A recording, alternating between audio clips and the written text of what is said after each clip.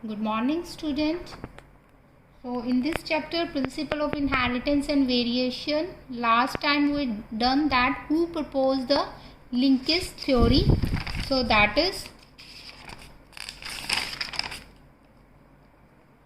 Chromosomal theory of inheritance Sutton and Boveri ने दी थी, लेकिन उस थ्योरी को एक्सपेरिमेंटल वेरिफिकेशन जो दी थी वो किसने दी थी? That is Thomas Hunt Morgan ने दी थी.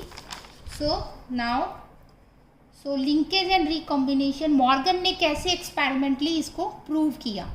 सो इसने क्या किया? He hybridize yellow bodies and white eyed female, ध्यान रखना बॉडी येलो है एंड वाइट आइड फीमेल को क्रॉस किया brown body and red eyed male, that is a wild variety. ठीक है.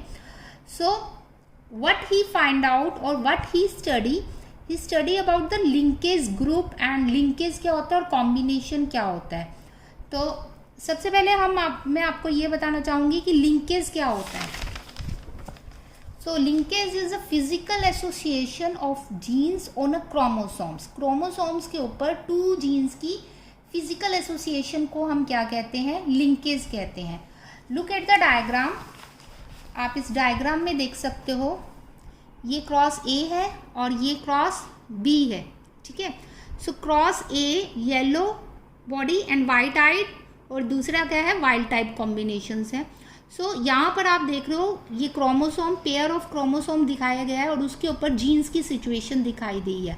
So physical association of genes on a chromosome, एक chromosomes के ऊपर इनकी फिजिकल एसोसिएशन. यहाँ आप देख रहे हो ये जो जीन्स हैं दोनों येलो और वाइट के लिए जो जीन्स क्रोमोसोम पर प्रेजेंट है they are very much linked together, दोनों बहुत पास पास हैं.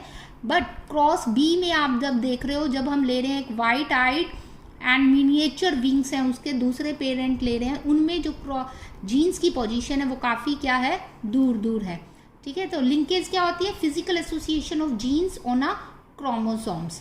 और लिंकेज ग्रुप किसे कहेंगे? All the genes link together in a single chromosome. एक क्रोमोसोम पे जितने भी जीन्स लिंक टुगेदर हो जाएं उसको हम क्या कहते हैं? लिंकेज ग्रुप देख रहे हैं.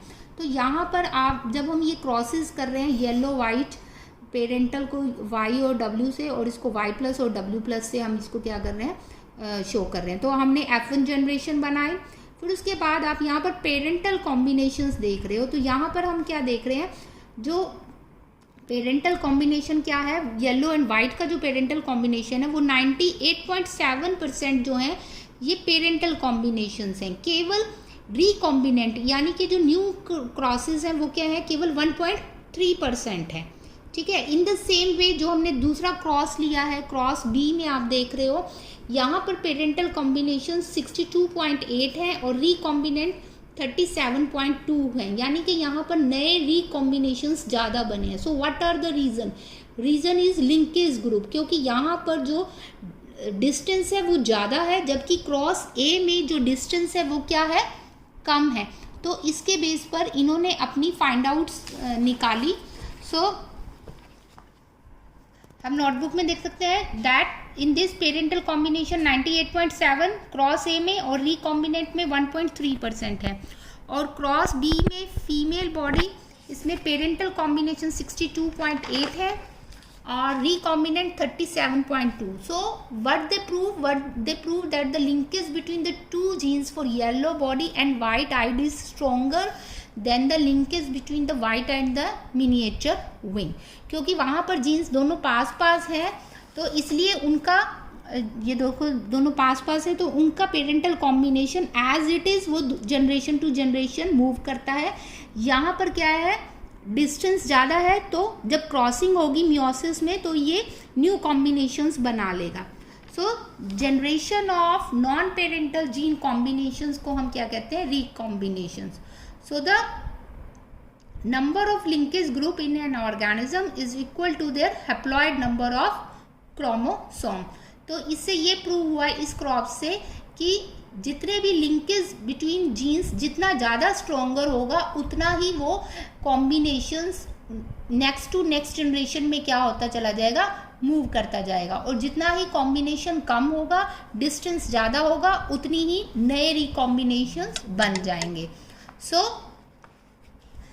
इसी के बेस पर मॉर्गन के ही एक स्टूडेंट था एल्फ्रेड स्टर्वेंट, उसने एक नई थ्योरी यूज की, that is the use the frequency of recombination between the two genes on the same chromosome as a measure of distance between the genes and map their position on the chromosomes.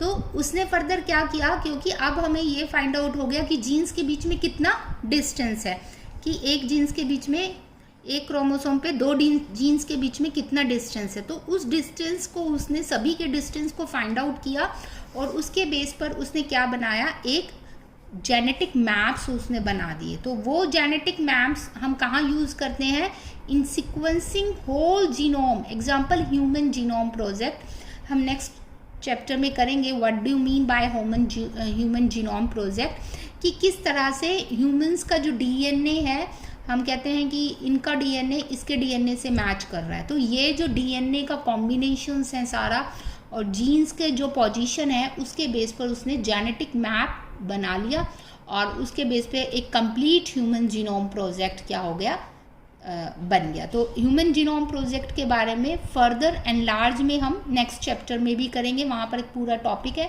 यहाँ पर केवल इतना बताया गया है कि Alfred स्टर्वेंट ने इन combinations की जो डिस्टेंस था उसको फाइंड आउट किया, और उसके बेस पर उसने जेनेटिक मैप डेवलप किए, और इन जेनेटिक्स मैप को हम यूज़ करते हैं ह्यूमन जीनोम प्रोजेक्ट्स में।